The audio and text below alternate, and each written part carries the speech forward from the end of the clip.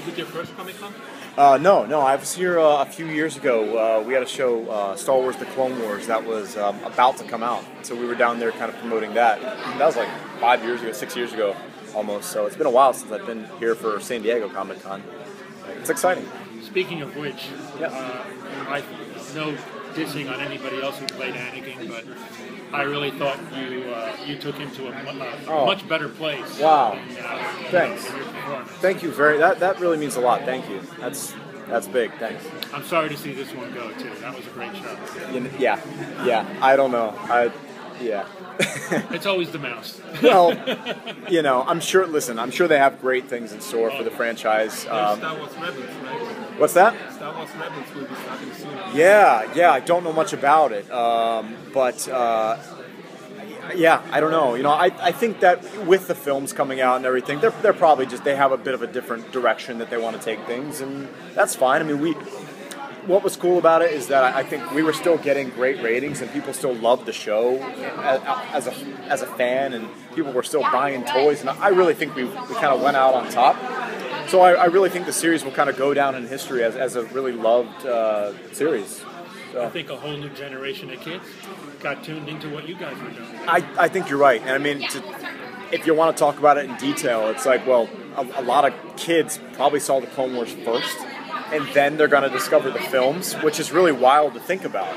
So, they're going to see Anakin as a good guy, as their hero, and then they're going to see him fall to Darth Vader, and it's going to be really so much more tragic than as we all saw it in the films. So, anyway. What about this guy? I mean, how do you step into the shoes of this guy? Well, there's no book on how to play a guy like that. No, but that's kind of the nice thing, because we don't know who the Atrians are. We don't know how they act or what they feel or how they bleed or anything like that. We don't really know much about them, so it's kind of nice because I can kind of make it my own and make something new that we've not seen before. So I guess first and foremost, I've been working on a on-camera TV show for a while, and Star-Crossed is so different from what I was doing the last 5 years that it's exciting to kind of step into something that's really in the opposite direction. The sci-fi aspect and kind of the excitement of the epicness, the epic feel of humans versus aliens was so much more than what I was doing the last 5 years. Not to take anything away from it, but I'm just saying that it's so different in an exciting way. So that's really what drew me to it. Of course, the team behind it really drew me to it as well.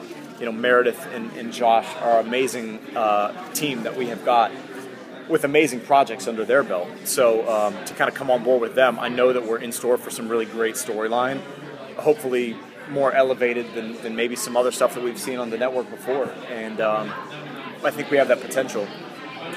And of course, Amy was on already when I signed on, and I was really anxious to work with her. She's a great actor, and she's just as sweet as she is a good actor. So this is exciting and just new and fresh and fun. And I like the whole sci-fi thing. We're sitting here talking about Star Wars, and I can talk about it all day. I love that. I love the sci-fi element, and I'm a huge sci-fi fan myself. So to kind of work on something, so when I can go to something like this and talk about kind of some cool stuff as opposed to just some romances here and there, and some, money, some, rich kids.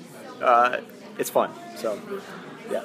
So did you choose this project because it was so opposite of what you were doing? Yeah, I mean, right when 90210 ended, I mean the day that it ended, the day we found out, we had gotten some calls about a couple other projects that were happening, and this was one of them, and I read it, and I loved it.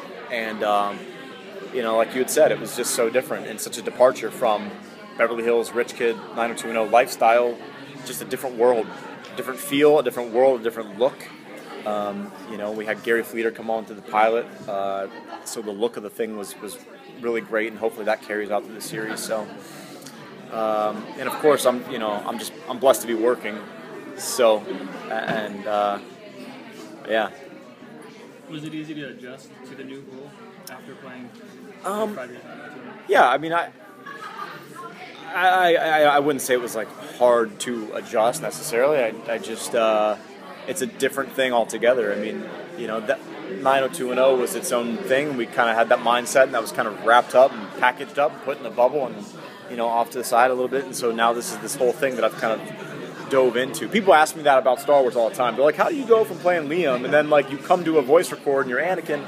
I don't know. You just compartmentalize and you get into one mode and then you get into another mode. I mean, when you were a kid and you're pretending you're playing alien versus cowboy or whatever, you don't have to think, okay, well now let me prepare to get into this cowboy. You just do it. You're just excited. You're just excited to do it. And that's how I feel. I'm just excited to do it. You just jump in and you get excited about who are the Atrians and like where do they come from? What powers do they have? How do they have like a class system back on their planet? Where is their planet?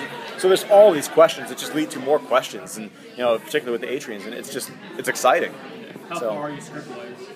Just the pilot. Oh, really? That's all we've seen. So people are asking us all these questions about upcoming storyline, and we're like, we don't know anything. We only know what you know. But I hear we've got some really, really cool stuff in store, and I've heard tidbits of information, which is exciting on a grand scale. We're not just talking. Thank you so much. Really appreciate it. Oh, thanks. Just one quick thing is one of the underlying themes that's kind of hooking me on the show is acceptance and tolerance. Those two things. Yes. And I think that's what's going to carry you past, deeper into the season. Yeah, I mean, I think that's why this show,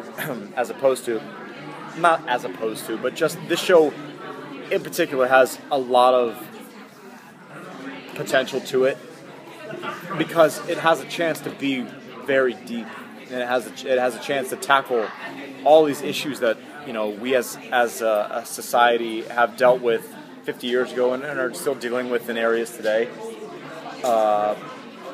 It's got a chance to feel epic and possibly two worlds colliding, and hopefully we can capture that. I know it's TV shows are, as opposed to movies, are a lot of times quicker, and sometimes we don't have time for in-depth storyline, but I think we're going to do all we can to really try to sink in to what we're seeing and to what kind of information comes out about these two societies. And there's a lot there. There's a wealth of knowledge and information to be found out, and I think just for that alone, you probably want to continue to watch, on into episode 2 and on, because there's just so much to know and learn. We have our own language. The Atrians have their own language. It's actually already been, developed. It's the same guy who developed the language for Game of Thrones, so they actually have their own thing already. And it was funny because we were doing the pilot, and there was like one line, I think that was an Atrian line, and we were like, he sent over this whole entire alphabet with phrases. And we were like, can't you just tell us what the line sounds like? And he's like, no. You got to start from the beginning. And you got to build outwards. So I think that's freaking cool. So hopefully in time I'll actually be able to learn the Atrian language. So Thank you all so much. What's on your TiVo? What's on my TiVo? Oh man, I've got Walking Dead. I've got The Americans. I've got New Girl. I watched this cop show called The First 48 a lot. Oh, yeah. It's really intriguing. So all that stuff when I get a chance. My wife will love you for that. Yeah, it's so interesting, and you learn